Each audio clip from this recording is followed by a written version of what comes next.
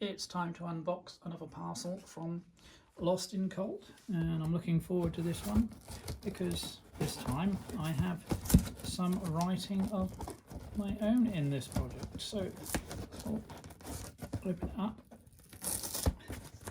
and while I do, I may read.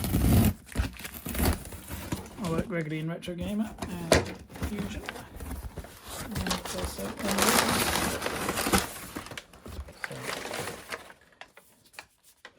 that gives you a clue as to what's inside. We pack this well. You see, there's one bag on top and bottom, and then this protective wrap as well. So hopefully it survived intact. There was a little bump in the side of the box. And here we have A Handheld History, 1988 to 1995. So this is the second volume in this.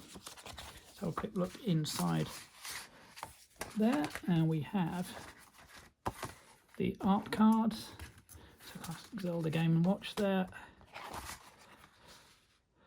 The Sega Nomad obviously. The Mega Duck. Classic Game Boy. And the Tabra Express, Tabra Graphics. So those are cool. And we have a poster as well. So let's have a look at the artwork.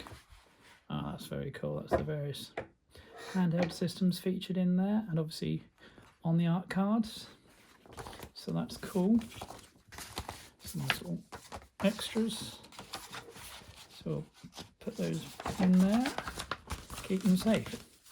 So the click of a game cart slotting into a beloved handheld sits among the medium's many small pleasures, alongside the subsequent flick of a power switch and the LCD explosion as connected circuitry spins up fantastical worlds just inches from your nose. Handheld gaming is intimate. We are emotionally tethered to the experiences provided by these machines. They are minute in scale but overflow with silent meaning and memory, etched by their creators into each pin connector and internal battery. Brought to you in partnership with Retro Dodo, the internet's leading retro gaming site, A Handheld History 2022 surveyed a 4-decade legacy of hardware. Now we mine deeper. A Handheld History Volume 2, 88 to 95, will traverse the annals of time to uncover the stories behind both your favourite childhood titles and the curios that culture forgot. We'll meet the mavericks who gave them life and trace their vision through the industrial context that defined this pivotal era. Join us on a voyage through the low-bit landscapes, chip-tuned sounds, and developer profiles that were foundational to portable play. So I'll take the Obi strip off the edge. I do like those. Beautiful cover artwork. Open up, and this is a signed edition. Brandon from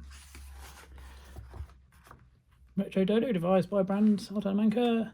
Editorial direction, Abram Biana, Brandon and Benjamin Hayho. Special thanks, image resources, disclaimer. Thanks to Retro Modding, the sponsors. And there's the contents. Forward. Behind the Game & Watch, which obviously goes into the story about Gunpei Yokai seeing someone playing with their calculator. The Game & Watch collection, Club Game & Watch. Ball, Fistful of Rubles, Damien Richter, Get 'em Tiger Electronics, some of the Tiger's handhelds, The Life of Gunpei Yokoi, some important Game Boy titles, The Law of Lateral Thinking, words by Jordan Starkweather, art by Jack Teagle. There's amazing art in these books, Game Boy Color, Virtual Boy, and then later the WonderSwan and the Nintendo DS. Which has led to the Wii, the Wii U, the 3DS and the Switch. Development Down Under, looking at Australia, words James O'Connor, art Sonny Ross. Nintendo's bomb-proof console, the story of a Game Boy that went to Baghdad. Philosophies of Satoru Okada. Interesting developer. Piece by Piece, Morgan Shaver, talking about Tetris and some of the spin-offs. On Handheld Machines, notes from Chip Tanaka. Brilliant interview talking about soundtracks and going beyond his games. The Tetris Effect, James Mielke, art by Jack Teagle. Fighting over licenses, Amanda Farrow. The Rise of Licensed Games, words by Minimi.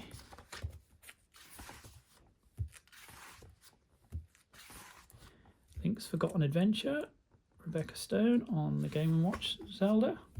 Obviously these are the modern collector's ones.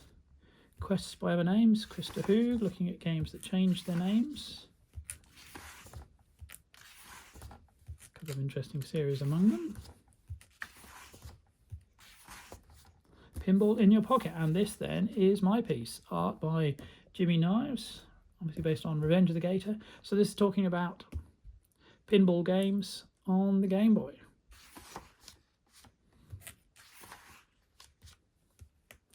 Wishes Under the Tree, Kerry Brunskill. Links to the Jaguar. A Never Setting Digital Sun, Jonathan Holmes. The Life of Hideki Sato. Gearing Up for the Competition, Corey Carlson from My Life in Gaming, art again by Jack Teagle. Ryuichi Nishizawa. Pushing Technical Limits with John Linneman. Them's Fighting Words with Ryan Stevens. A Game Boy for Everyone, Emma Flint. NEC's Premium Portable, the GP or Turbo, depending on where you were. Russ Candwell on that. Under the Terror Mask. Andy Hamilton talking about more mature games. Notes from Noriyuki Iwadari. Attack the Block, York Tittle. Blockout, interesting game that. Tetris on the Virtual Boy as well. Paraguayan Dreams, Jonathan Holmes. A Shrunken Sega Classic with Stuart Jep. Strategy to Go, Diana Green.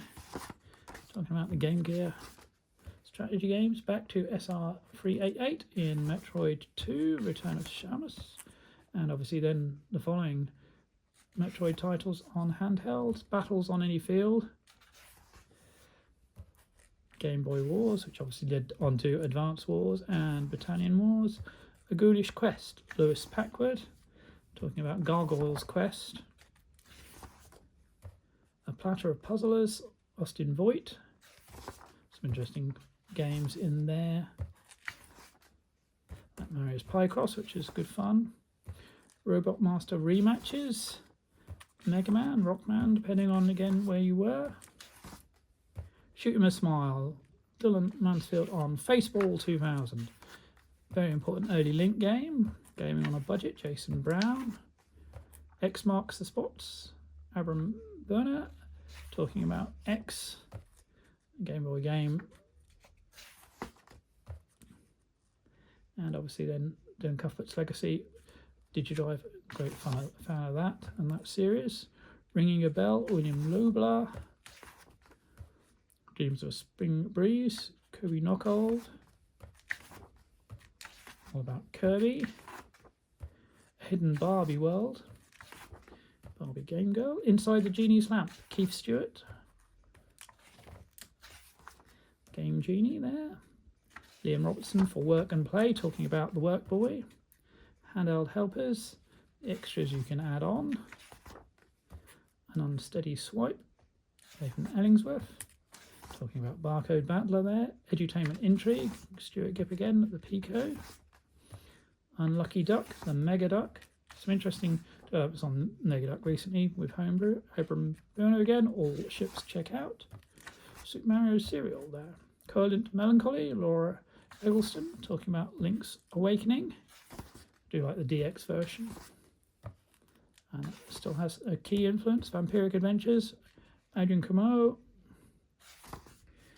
Kid Dracula there, Castlevania spin-off, Derek Bittner swinging to the TV, looking at the Super Game Boy. It's interesting, there's some recent games that feature Super Game Boy functionality, which is an interesting idea. Whereas World Domination, Mario Blast there, and subsequent titles, the Digital Bible, King James Bible and Bible Adventures, Nuclear Racing, Road Blasters on the Lynx, Genesis on the Go, Adam Korolek, the Sega Nomad, branded handhelds, Lewis Packwood, Coca-Cola Game Gear there, Mix and Match, Nolan Good, behind the Gio Traducci, Brian Crescente, Kings of the Jungle, Christopher Dring, talking about Rare. Some interesting games among there. I'm actually a fan of the Saberwolf game. Elliot Coyle, Colours for All Occasions on some of the special editions. Sidekick Adventures, Some Call Me Johnny. All about Sonic. I did play a lot of Sonic Chronicles, the Dark Brotherhood, interesting game. Notes from Saroi Kobayashi. Later works. M2's Impossible Port. Alan Wen on Gunstar Heroes. Superheroes and the Game Gear version. Clawing at Greatness, Dan Cooper. Batman Returns there, Memories in the Machine. Imagination Meets Reality. Looking back at the Virtual Boy.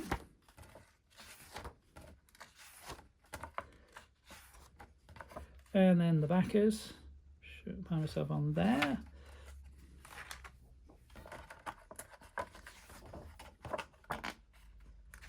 And that's it. So that is A Handheld History, 1988 to 1995. Fantastic production from Retro Dodo and Lost in Cult. Thanks to the sponsor, Retro Modding. Really pleased to have some of my work in there, and I hope you've enjoyed this video. Stay tuned to the channel for more retro shelf, merch stand, unboxing and gameplay videos.